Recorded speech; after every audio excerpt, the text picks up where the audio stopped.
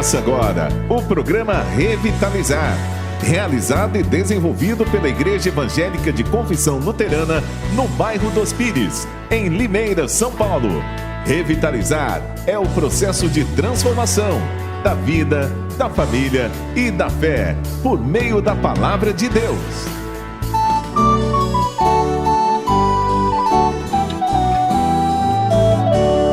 Olá, sou a pastora Elfi e estou contigo aqui na Lula Paluter no nosso programa Revitalizar desse domingo. Desejo que a boa nova de Deus manifeste em Jesus Cristo, te renove a esperança e te fortaleça na vida de fé.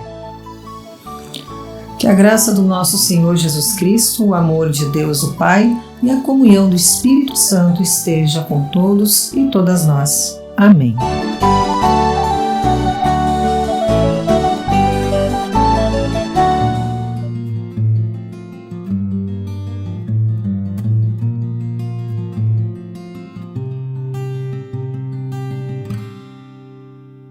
A começar em mim, quebra corações, para que sejamos todos um, como tu és em nós.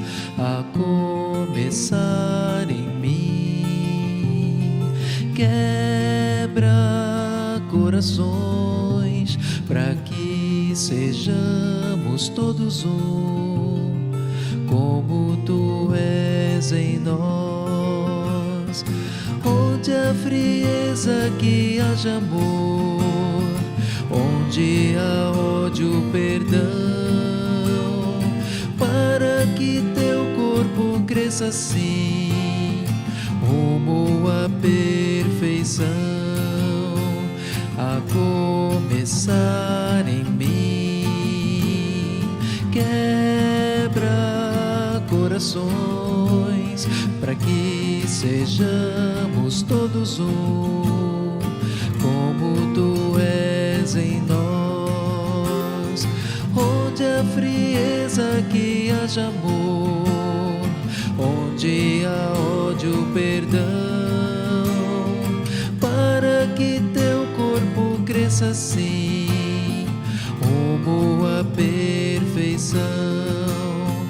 A começar em mim, quebra corações, para que sejamos todos um, como tu és em nós.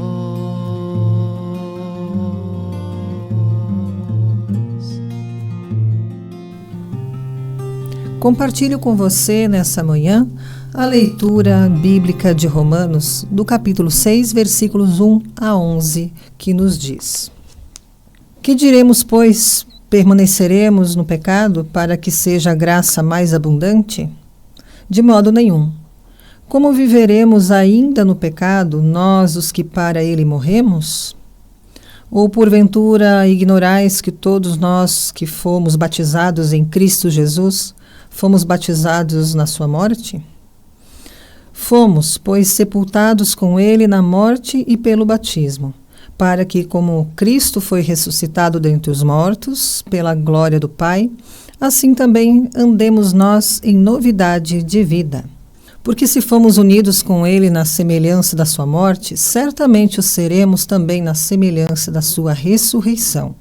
Sabendo isto, que foi crucificado com ele o nosso velho homem, para que o corpo do pecado seja destruído, e não sirvamos o pecado como escravos, porquanto quem morreu está justificado do pecado. Ora, se já morremos com Cristo, cremos que também com ele viveremos, sabedores de que, havendo Cristo ressuscitado dentre os mortos, já não morre, a morte já não tem domínio sobre ele. Pois, quanto a ter morrido de uma vez para sempre, morreu para o pecado, mas quanto a viver, vive para Deus. Assim também vós considerai-vos mortos para o pecado, mas vivos para Deus em Cristo Jesus. A mensagem de hoje tem como tema a raiz da graça, Que a graça e a paz do nosso Senhor Jesus Cristo, o amor de Deus e a comunhão do Espírito Santo estejam com todos e todas vocês. Amém. Queridos irmãos e irmãs em Cristo, o apóstolo Paulo abre esse trecho da sua carta aos Romanos com uma pergunta que atravessa os séculos e que, se formos honestos conosco mesmos, ainda ecoa nos corredores da nossa mente hoje em dia. Ele pergunta: será que devemos continuar vivendo no pecado para que a graça de Deus aumente ainda mais? Olhem que provocação profunda. É como se Paulo estivesse enfrentando uma lógica muito humana, uma lógica que ainda ouvimos e vemos disfarçada por aí. Bom, se Deus é bom, se o negócio dele é perdoar, e se a graça dele é infinita, então tanto faz como eu vivo. Posso viver como bem entender, porque, no final de contas, a conta já foi paga. Mas a resposta de Paulo vem como um trovão, firme e sem rodeios. É claro que não. Meus irmãos, minhas irmãs, a graça de Deus não é um tapete para esconder a sujeira. A graça não é uma licença para continuarmos na mesma vida de sempre, amarrados aos mesmos velhos hábitos destrutivos. A graça é algo muito maior. Ela é o poder que Deus nos dá para transformar a vida de verdade. Ela não nos deixa onde nos encontrou. Assim, nós temos algo bem simples que nos ajuda a entender a seriedade disso. Paulo nos leva ao coração, ao centro da nossa identidade e da fé cristã, o nosso batismo.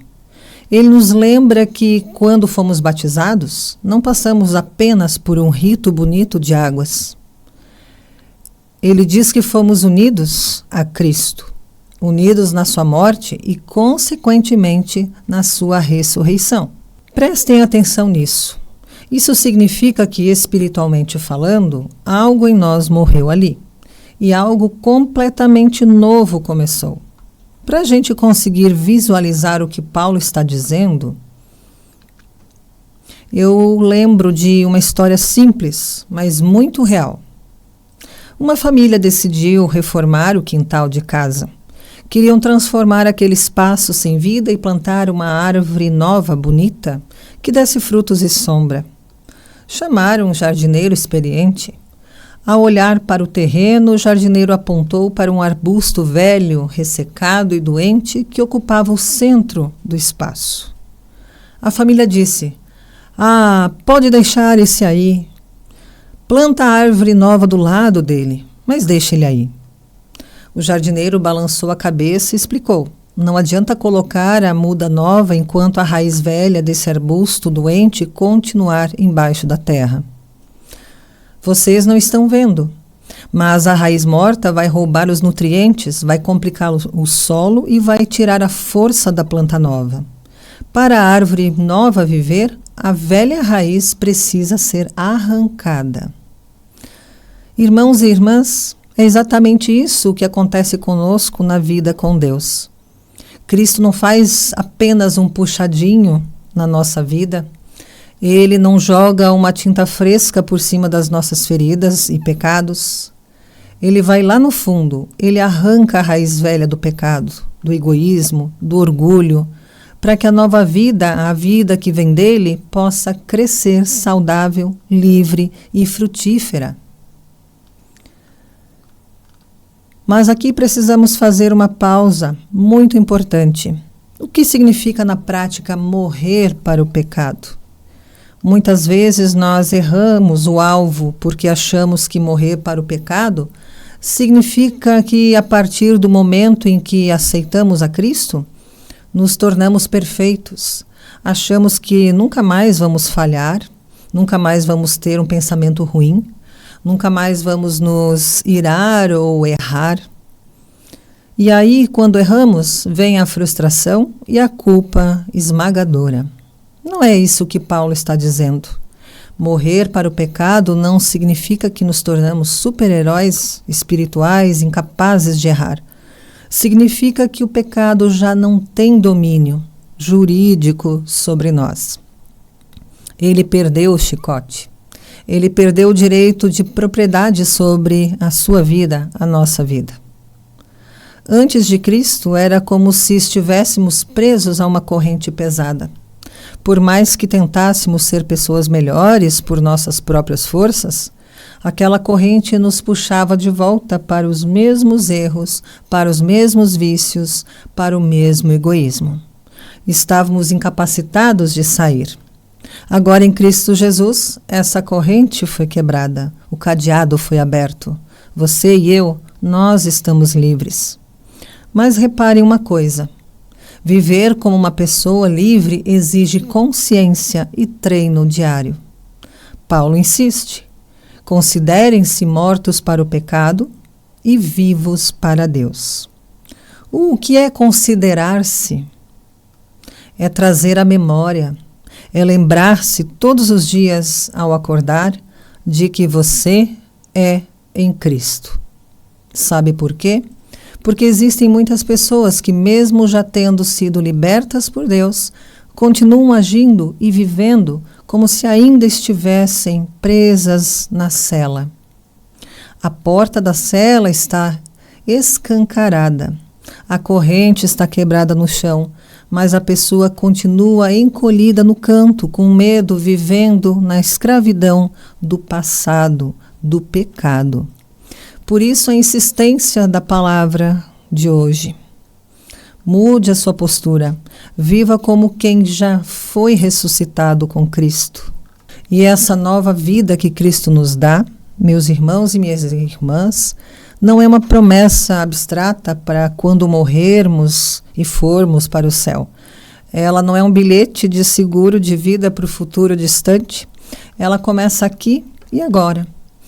O apóstolo afirma com todas as letras: assim como Cristo foi ressuscitado pelo poder do Pai, também nós vivamos uma nova vida. E onde é que essa vida nova aparece? Ela não aparece em grandes espetáculos. Ela se manifesta nos mínimos detalhes do nosso cotidiano, no chão da nossa vida diária.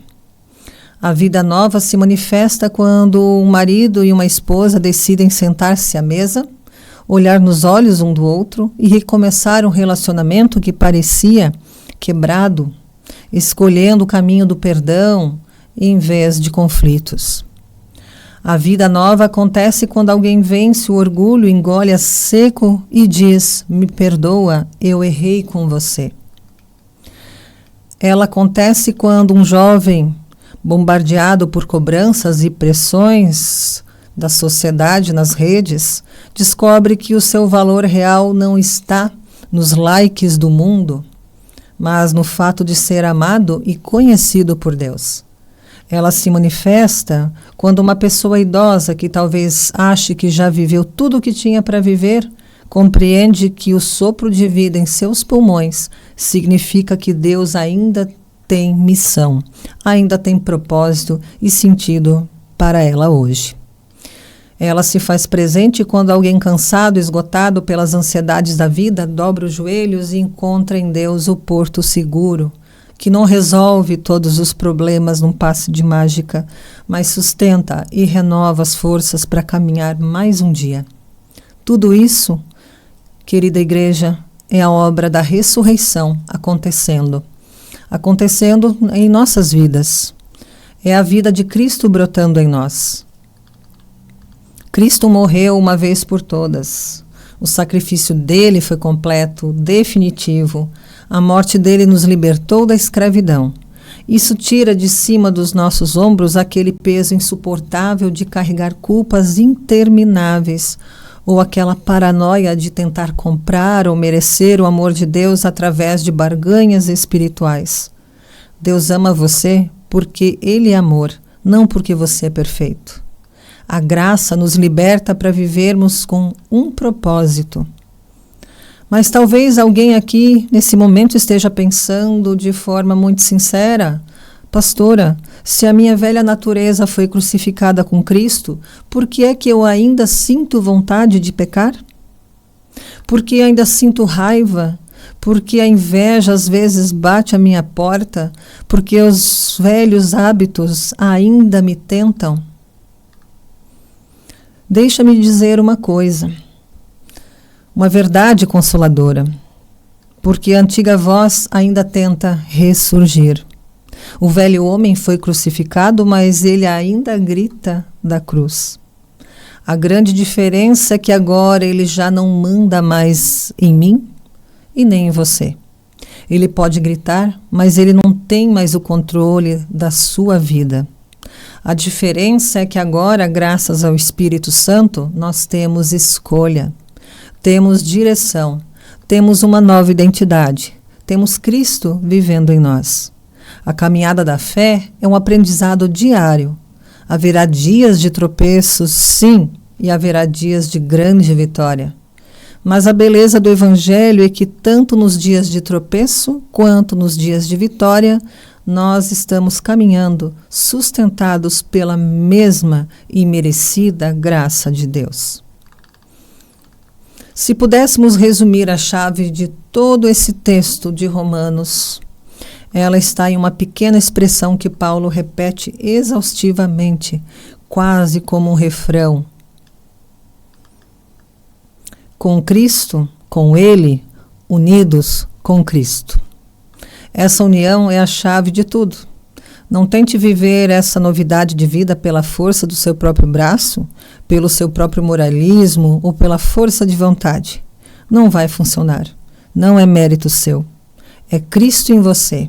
Ele morreu e nós morremos com Ele para o passado. Ele ressuscitou e nós ressuscitamos com Ele para um presente de esperança. Ele vive para Deus e nós, agarrados nele, também viveremos para Deus. Essa verdade é o nosso chão firme. É ela que nos sustenta quando a nossa carne fraqueja. É ela que nos levanta quando o desânimo bate à porta. É ela que reacende em nós o propósito de viver como filhos e filhas da graça. Por isso, queridos irmãos e irmãs, Romanos capítulo 6 não é um texto para nos fazer viver com medo do erro, mas para nos fazer viver com consciência da nossa liberdade. Não é um convite à culpa eterna, mas um manifesto de libertação. Não nos prende ao que passou, mas abre os nossos olhos para o futuro que Deus já começou a plantar dentro de nós. Em Cristo Jesus, nós somos um povo ressuscitado. Que possamos, dia após dia, lembrar e praticar.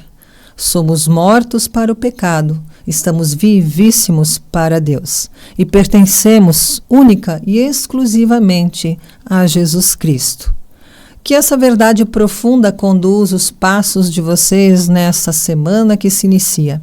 Que inspire cada uma das suas escolhas e transforme as suas relações em família, no trabalho e na comunidade. Perto quero estar,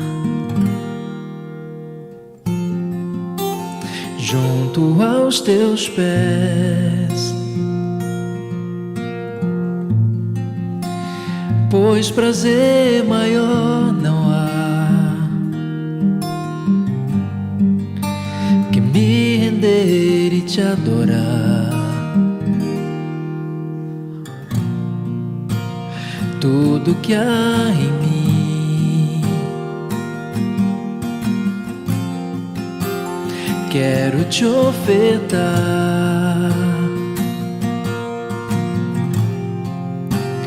mas ainda é pouco, eu sei, se comparado ao que ganhei. Não sou apenas servo, teu amigo me tornei. Te louvarei, não importam as circunstâncias,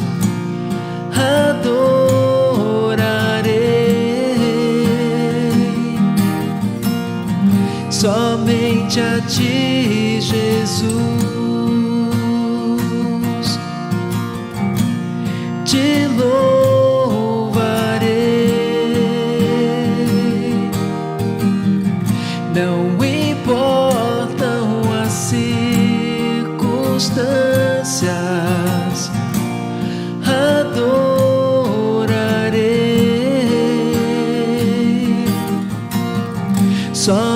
Somente a ti, Jesus. Somente a ti, Jesus. Somente a ti, Jesus.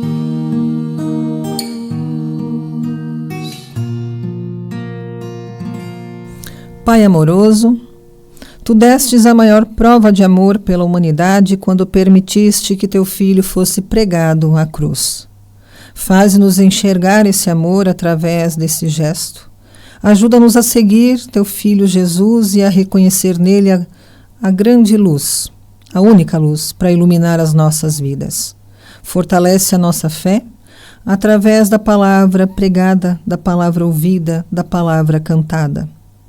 Ao ouvirmos sobre o teu precioso amor, somos lembrados da nossa verdadeira essência que foi criada por ti, tanto para cuidar desse mundo, quanto para permanecermos firmes em tudo aquilo que tu nos prometeste. Por teu Filho Jesus, que é a palavra da vida e também da nossa salvação, nós pedimos, fica conosco nesta semana e abençoa-nos, guia-nos e orienta-nos. Amém. Receba também a bênção de Deus. Que a bênção do Deus Todo-Poderoso, Pai, Filho e Espírito Santo permaneça com cada uma de vocês, hoje e para todos sempre. Amém.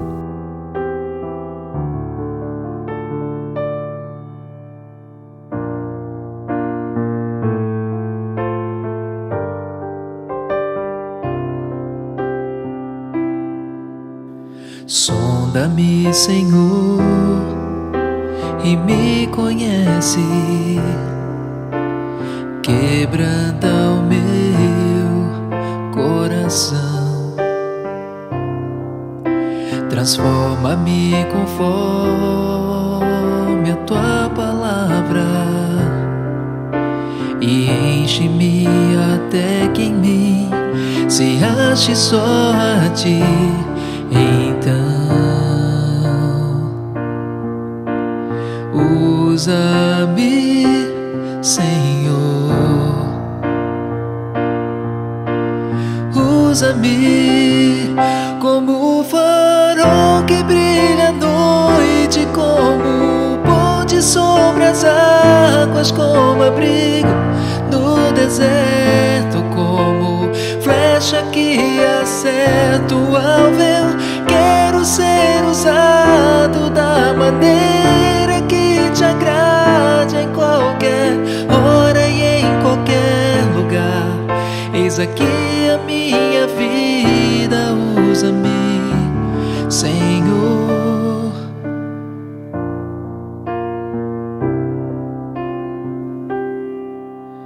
Sonda-me, Senhor, e me conhece. Quebranta o meu coração. Transforma-me conforme a tua palavra e enche-me até que em mim se ache só a ti. Então, usa-me, Senhor, usa-me como o farol que brilha à noite, como ponte sobre as águas, como abrigo no deserto, como flecha que acerta o alvo. Eu quero ser usado da maneira que te agrade, em qualquer hora e em qualquer lugar. Eis aqui a minha vida, usa-me, Senhor, usa-me. Sonda-me, quebranta-me, transforma-me, enche-me e usa-me. Sonda-me,